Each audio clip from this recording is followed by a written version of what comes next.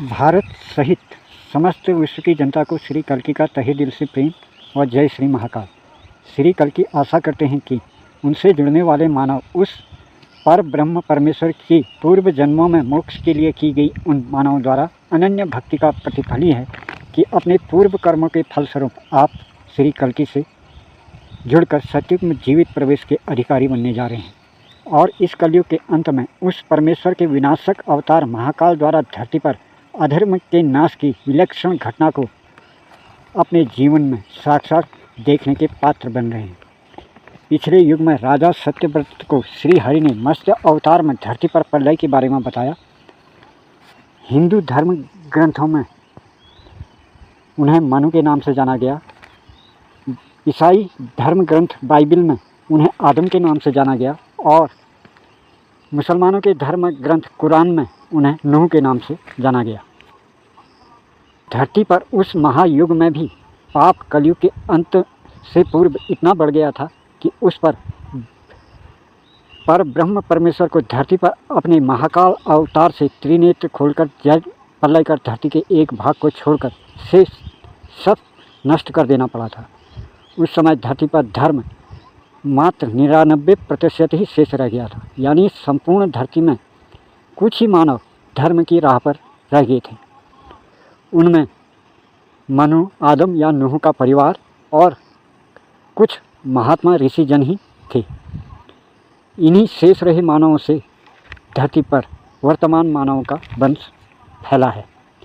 एक बार फिर इस कल्प के 7वें मनंतर के 24वें महायुग के अंत के कलयुग के 5,000 वर्ष बीतने पर ही धरती पर पाप का प्रतिशत 95% पर पहुंच गया है।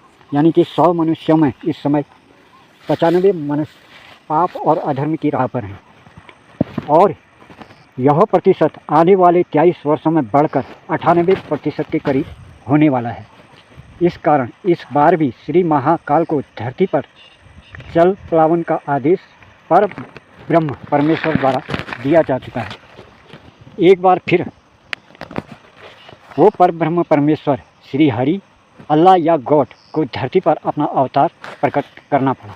इस बार श्री हरि 2 मानवों पर एक साथ अपने अवतार में प्रकट हो गए हैं, जिसमें एक अवतार का कर्म धरती पर मानवों को प्रलय की सूचना देना और धर्म मार्ग को बताना, जिससे उस प्रलय से जागृत आत्माओं को बचाना है और उस महाकाल का महा जप तप करना है ताकि धरती का कुछ भाग उस प्रलय से बच सके।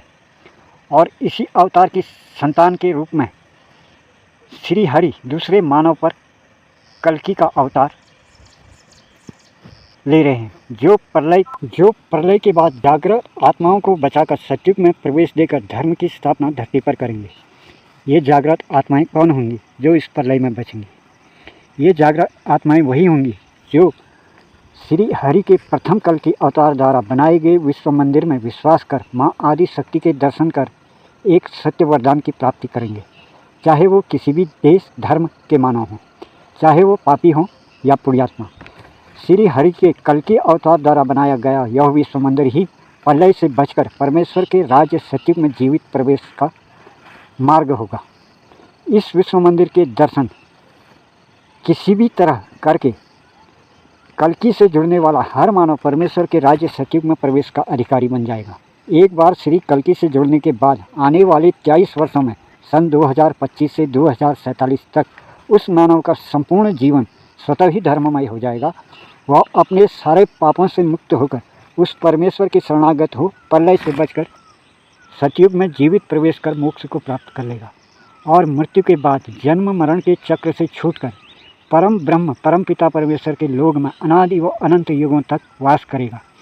इस सारे ब्रह्मांड के नष्ट होने पर भी इस आत्मा का नाश नहीं होगा।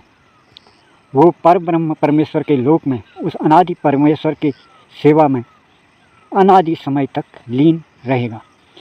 श्री कल्कि कलयुग के अंत में समस्त मानव जाति को अपने पहले अवतार में कर्मों द्वारा शिक्षा देंगे कि इस प्रलय से कैसे और किन कर्मों को छोड़कर व किन कर्मों को अपनाकर इस प्रलय से बच सकते हैं।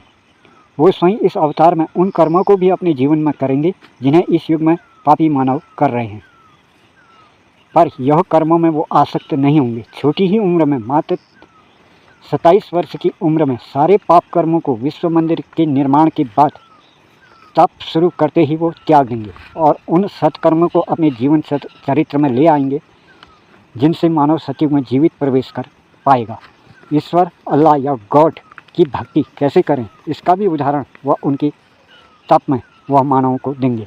कुल मिलाकर श्री कल्कि का पहला अवतार इस बात का मानवों के सामने उदाहरण होगा कि अति पाप कर्म करने वाला मानव भी इस परम पिता परमेश्वर के आदेश से निर्मित विश्व मंदिर में स्थापित माँ धरती के दर्शन कर उनकी शरणागत हो, पाप कर्मों से मुक्त होकर सदाचारी बनकर सतयुग में प्रलय से बचकर जीवित प्रवेश पा सकता है।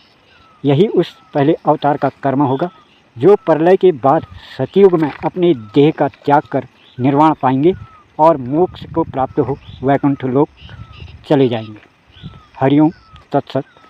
जय भारत, जय विश्व।